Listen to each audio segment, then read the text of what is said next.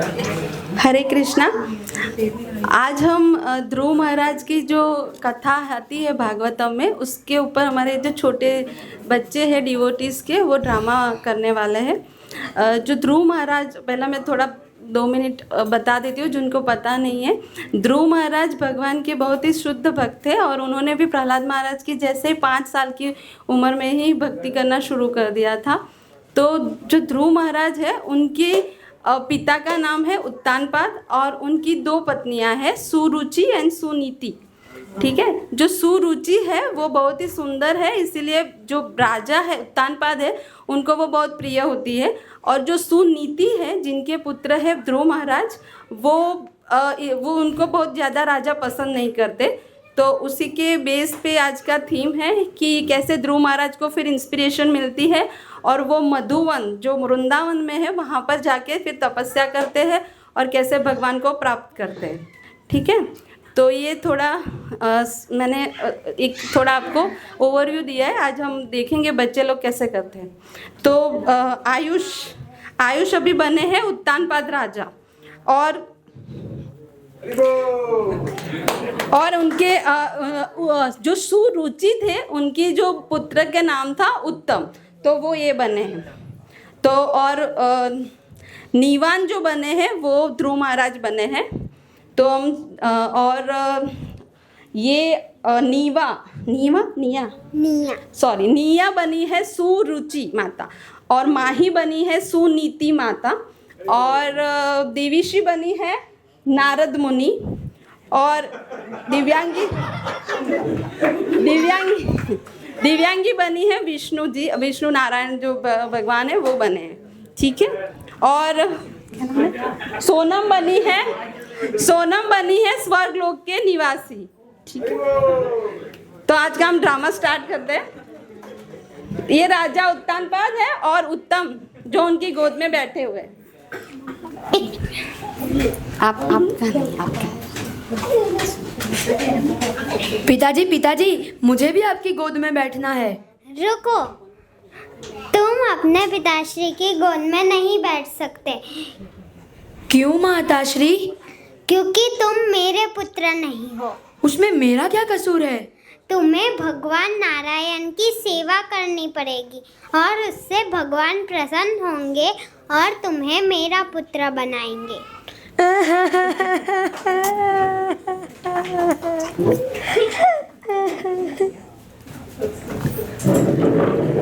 क्या हुआ ध्रुव? क्या किसी से तुमने झगड़ा किया? नहीं माताश्री। क्या किसी ने तुम्हारे साथ दुर्व्यवहार किया है? हाँ माताश्री। किसने? माता सुरुचि ने। वे कहती है कि मैं अपने पिताश्री की गोद में नहीं बैठ सकता, और ऐसा भी कहती है कि यदि मुझे उनकी गोद में बैठना हो तो मुझे भगवान श्री नारायण की सेवा करनी होगी। तुम्हारी दूसरी माँ सुरुचि ने बिल्कुल सही कहा है। तुम्हारे पिता मुझे पत्नी तो क्या अपनी दासी के समान भी नहीं मानते हैं। तो तुम्हारे पर दादाजी ब्रह्मादेव, वो भी परम पुरुषोत्तम भगवान नारायण की पूजा कर कर ही इस संसार के रचयिता बने हैं। तुम्हारे दादा मनु भी परम पुरुषोत्तम भगवान नारायण की पूजा कर कर ही मुक्ति प्राप्त की है। माता, मैंने दृढ़ संकल्प लिया है कि जब तक मैं भगवान श्री नारायण के चरण कमलों की सेवा प्राप्त नहीं करता, तब तक मैं घर में रूप प्रवेश नहीं करूँगा। ध्रुव रुको, मैंने दृढ़ संकल्प लिया है।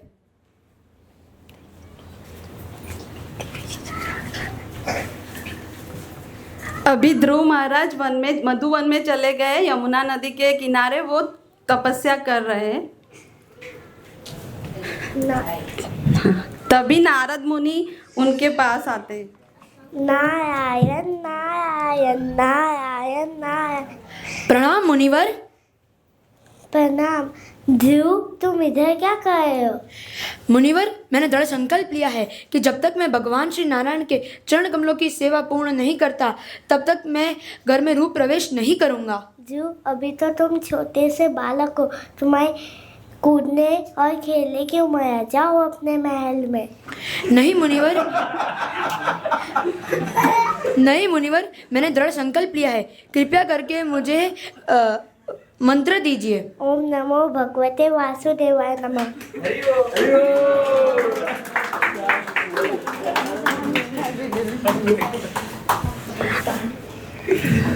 एक मिनट, माइक अनु माइक पकड़, अनु माइक।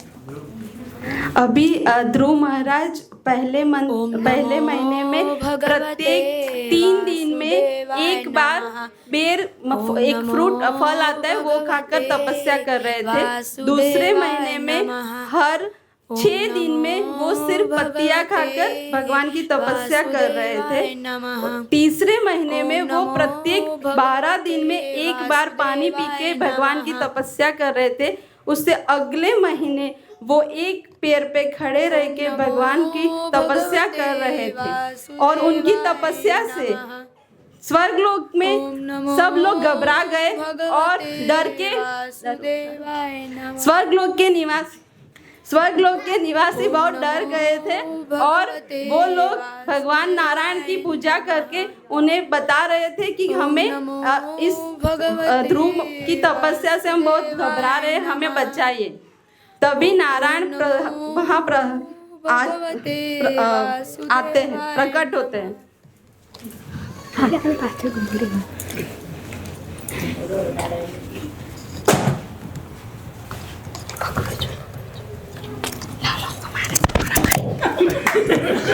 अरे भूली गई यार, सॉरी।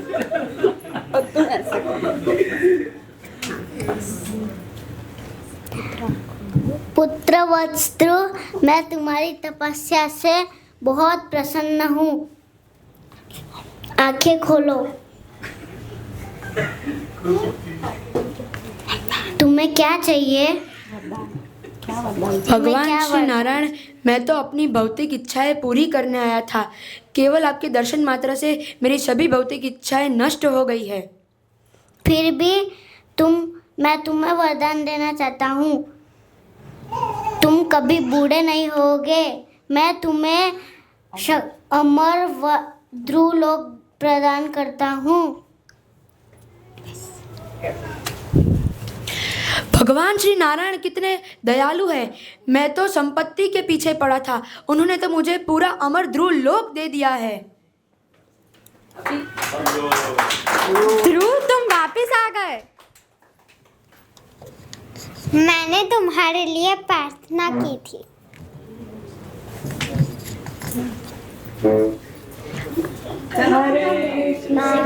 हरे कृष्णा कृष्णा कृष्णा हरे हरे, हरे राम राम राम हरे हरे।